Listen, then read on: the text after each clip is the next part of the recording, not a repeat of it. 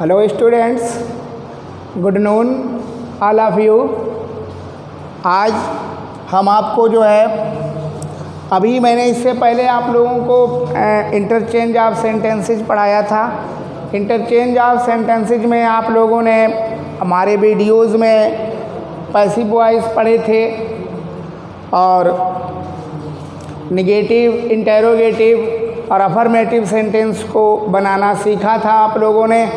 और आज हम आपको जो है डायरेक्ट और इनडायरेक्ट नरेशन और डायरेक्ट और इनडायरेक्ट स्पीच के बारे में बताने के लिए जा रहा हूँ। सबसे पहले आप ये समझ लें कि डायरेक्ट नरेशन क्या होते हैं और इनडायरेक्ट नरेशन क्या होते हैं, डायरेक्ट स्पीच या इनडायरेक्ट स्पीच क्या होती है।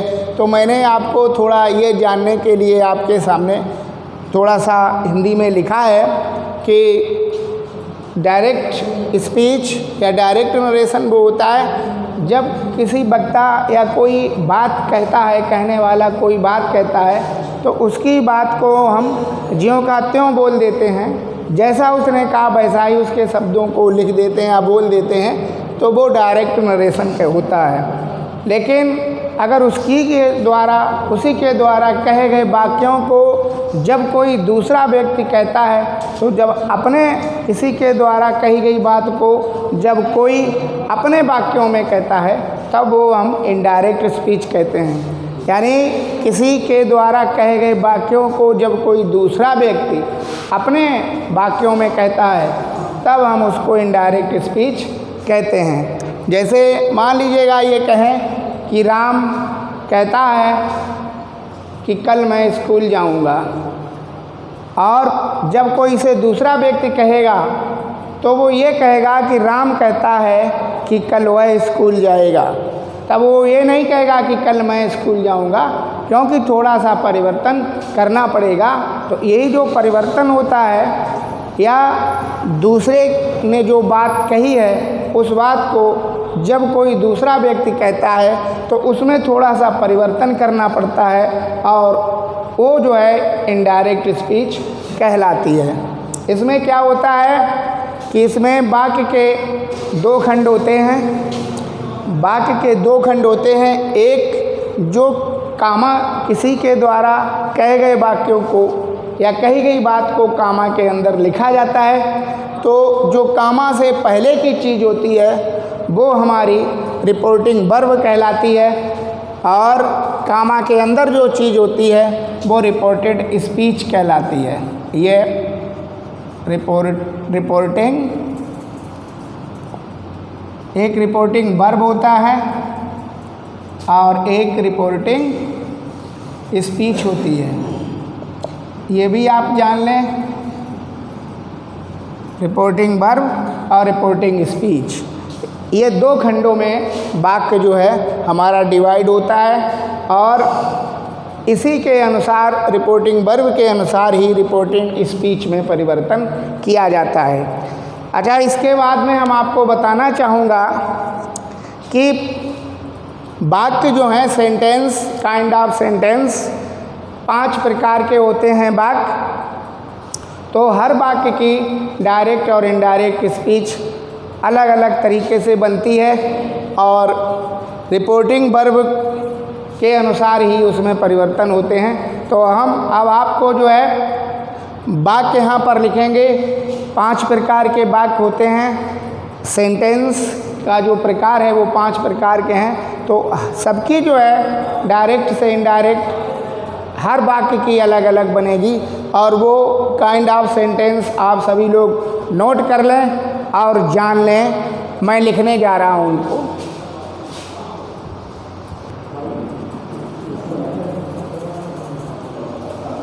अब आप देख रहे होंगे कि यहाँ पर मैंने जो है वाक्यों के प्रकार आपके लिए लिख रखे हैं, और आप इन वाक्यों को जो है अपनी नोटबुक में भी उतार लें।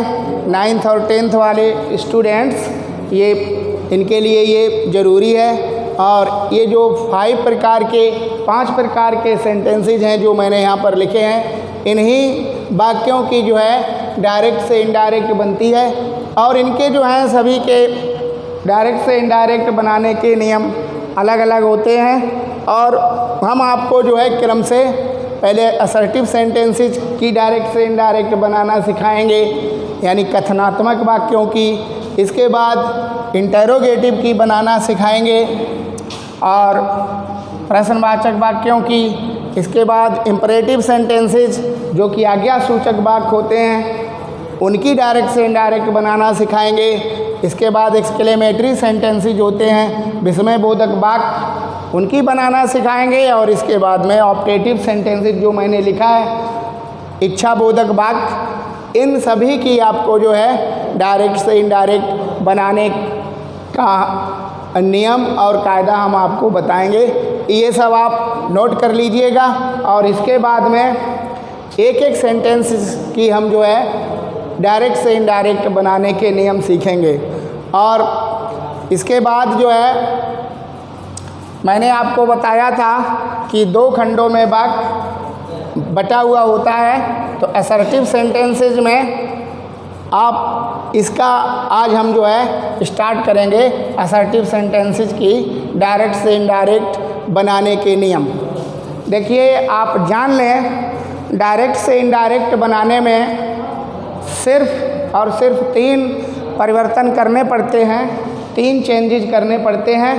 नंबर 1 टेंस परिवर्तन, नंबर 2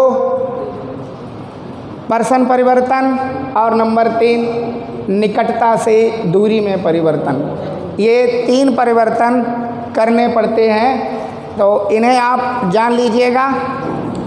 टेंस परिवर्तन में जैसा कि आपने पहले जान लिया होगा कि पैसिव वॉइस जो हैं 8 टेंसेज के बनते हैं, तो 8 ही टेंसेज की डायरेक्ट इनडायरेक्ट भी बनेगी। तो असर्टिव सेंटेंस में जो देखिएगा टेंस जो परिवर्तन है वो टेंस परिवर्तन प्रेजेंट के चारों भाग, present indefinite, present continuous, present perfect और प्रेजेंट परफेक्ट कंटीन्यूअस, प्रेजेंट के चारों भाग जो हैं क्रमशः पास्ट में चले जाते हैं। यानी प्रेजेंट इंडेफिनिट को पास्ट इंडेफिनिट में हम कन्वर्ट करते हैं, प्रेजेंट कंटीन्यूअस को पास्ट कंटीन्यूअस में कन्वर्ट करते हैं और प्रेजेंट परफेक्ट को पास्ट परफेक्ट में कन्वर्ट करते हैं और प्रेजेंट परफेक्ट कंटीन्यूअस को पास्ट परफेक्ट कंटीन्यूअस में हम चेंज करते हैं। 4 ये हो गए। और इसके बाद फिर आता है पास्ट को किस में चेंज करेंगे, तो पास्ट इंडेफिनिट को पास्ट परफेक्ट में हम चेंज कर देते हैं और पास्ट कंटीन्यूअस को पास्ट परफेक्ट कंटीन्यूअस में चेंज कर देते हैं। तो इस प्रकार से ये हमारा टेंस परिवर्तन है। और इसके बाद में जो है विल को वुड में, शैल को शुड में, कैन को कुड में, मे को माइट में, इस प्रकार से हम इसका परिवर्तन करते हैं। तो इस प्रकार से ये हमारा जो है टेंस परिवर्तन होता है। इसके बाद में और जैसे पर्सन परिवर्तन होता है और इसके बाद में निकटता से दूरी में परिवर्तन होता है। तो ये सारे के सारे आपको मैं नोट कराऊंगा और आप नोट कर लेना। आपको जो है जो 12 टेंस हैं उनकी पहचान और उनका हेल्पिंग वर्ब याद होना मस्ट है। आप 12 टेंसेज की हेल्पिंग वर्ब और उनकी पहचान इंग्लिश में भी और हिंदी में भी होनी चाहिए आपको। जब आप जो है ये सारी चीज़ें जान जाएंगे तभी आप जो है डायरेक्ट से इनडायरेक्ट बनाने में सफल होंगे। तो आप जो है नंबर 1 12 टेंसेज की हेल्पिंग वर्ब याद कर लीजिएगा। यानी जैसे मैंने बताया कि प्रेजेंट इंडेफिनिट है तो प्रेजेंट इंडेफिनिट का हेल्पिंग वर्ब डू और डज होता है और या सिंगुलर के साथ एस या एस लगा हो सकता है या प्लूरल सब्जेक्ट के साथ फर्स्ट फॉर्म लगा हो सकता है। तो ये प्रेजेंट इंडेफिनिट की पहचान हो गई। तो प्रेजेंट इंडेफिनिट का जहाँ पर एस या एस लगा हो या प्लूरल सब्जेक्ट के साथ फर्स्ट फॉर्म आया हो वहाँ पर हम पास्ट इंडेफिनिट में बदलेंगे, यानी सेकेंड फॉर्म यूज करेंगे। और डू डज को डिड में परिवर्तित करेंगे। इसके बाद आता है प्रेजेंट कंटिन्यूअस। प्रेजेंट कंटिन्यूअस का हेल्पिंग वर्ब जानते होंगे आप, इज एम आर होता है और इज एम आर को हम बदलेंगे पास्ट कंटिन्यूअस में, तो इज एम आर को बाज वर्ब में बदल देंगे। इसके बाद प्रेजेंट परफेक्ट का नंबर आता है, उसका हैज हैव होता है हेल्पिंग वर्ब, तो हैज हैव की जगह पर हम हैड लिख देते हैं। और प्रेजेंट परफेक्ट कंटिन्यूअस में जो हैज बीन होता है उसकी जगह पर हम हैड बीन लिख देते हैं। तो ये आप अभी ओरली समझ लीजिएगा। इसके बाद अगले वीडियो में हम आपको जो है यहाँ बोर्ड पर लिखा भी देंगे और आप लोग उसको लिख लेना और याद कर लेना। इसके बाद आता है पास्ट इंडेफिनिट। पास्ट इंडेफिनिट की हेल्पिंग वर्ब आपको याद होगी, डिड होती है और या फिर जो है या फिर सेकेंड फार्म यूज करते हैं, तो सेकेंड फार्म जहाँ पर आया होगा उस सेकेंड फार्म को हैड और थर्ड फार्म में कन्वर्ट करेंगे। इसके बाद में अगर पास्ट कंटिन्यूअस में जो बाज वर्ब आता है, बाज वर्ब को जो है हम बाज वर्ब की स्थान पर हैड बीन का प्रयोग करते हैं। और इस प्रकार से जो है बिल आ गया होता है तो उसको वुड में कन्वर्ट करते हैं, सेल आया होता था शुड को कन्वर्ट करते हैं। और इसके बाद में कैन जैसे आ जाए तो कुड, में आ जाए तो माइट। इस प्रकार से जो है सारे परिवर्तन होते हैं। तो आप इन सभी चीज़ों को ध्यान से देख लीजिएगा और सुन लीजिएगा और फिर इसके बाद में जो है हम यहाँ पर आपको एक एक सेंटेंस के डायरेक्ट से इनडायरेक्ट बनाने के नियम लिखाएंगे और कराएंगे भी। आप उन सभी को जो है अपना जो है ध्यान से देखिएगा और उसको नोट करिएगा और तैयारी करिएगा ताकि आप जो है डायरेक्ट से इनडायरेक्ट बनाने में सक्षम हो सकें और सफल हो सकें। ये जो है ये आपका अगर आप अभी 9th से सीख लेंगे तो 9th, 10th, 11th और 12th आगे आपके बराबर काम ये आते रहेंगे। तो आप इन सबको नोट कर लीजिएगा और अभी जो मैं नियम लिखाऊंगा वो आप जो है नोट कर लीजिएगा और उनको याद कर लीजिएगा।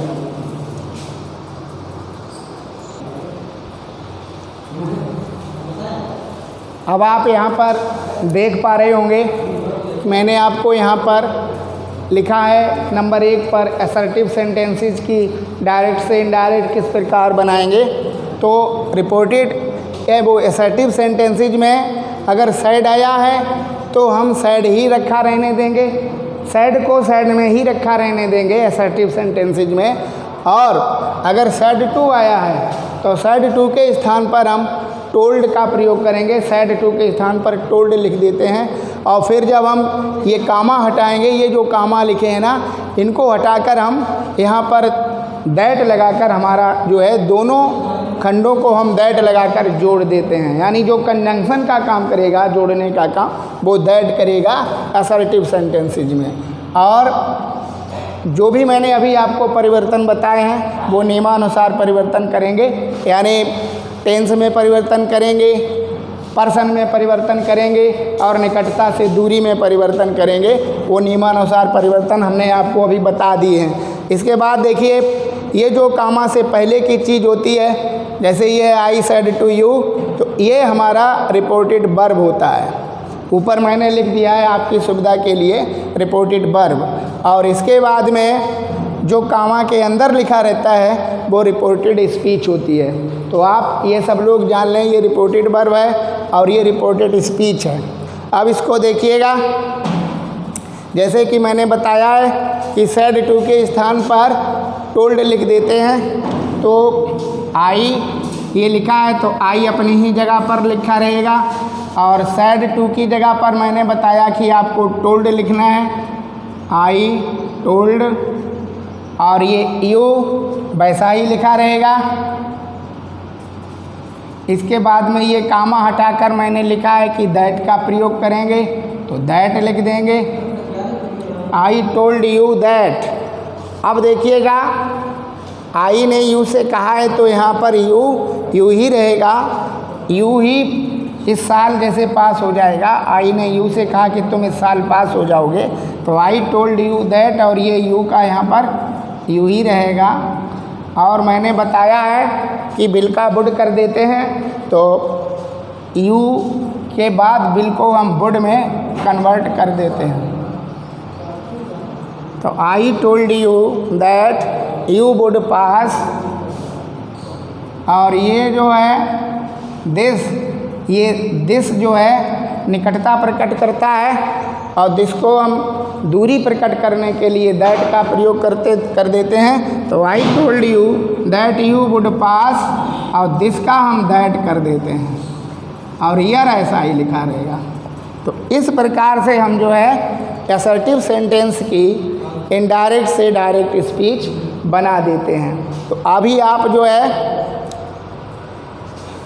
इसको सीखिएगा, और जो मैंने नियम अभी आपको बताए हैं किसको किस में कन्वर्ट करते हैं, वो सारे नियम आप जान लीजिएगा। आपके पास कोई भी टेक्स्ट बुक होगी या कोई ग्रामर की किताब होगी, तो आपको चाहिए कि आप पहले जो है सभी प्रकार के टेंसेज की हेल्पिंग वर्ब और उनकी पहचान वगैरह सब याद कर लें, और इसके बाद में जो है जो मैंने अभी सेंटेंसेज लिखे थे उन सेंटेंसेज के प्रकार याद कर लें, और ये जो रिपोर्टेड वर्ब हैं, रिपोर्टेड स्पीच हैं, ये जान लें। इसके बाद में चूँकि अभी समय का अभाव है, कल हम आपको जो है ये सारे परिवर्तन बोर्ड पर भी लिखा देंगे कि किस हेल्पिंग वर्ब को किस हेल्पिंग वर्ब में बदला जाता है, किस निकटता सूचक शब्द को किस दूरी सूचक शब्द में बदला जाता है। कल हम आपको लिखाएंगे। तब तक आप हेल्पिंग वर्ब और सेंटेंसेस जो मैंने लिखाए वो सब याद कर लीजिएगा।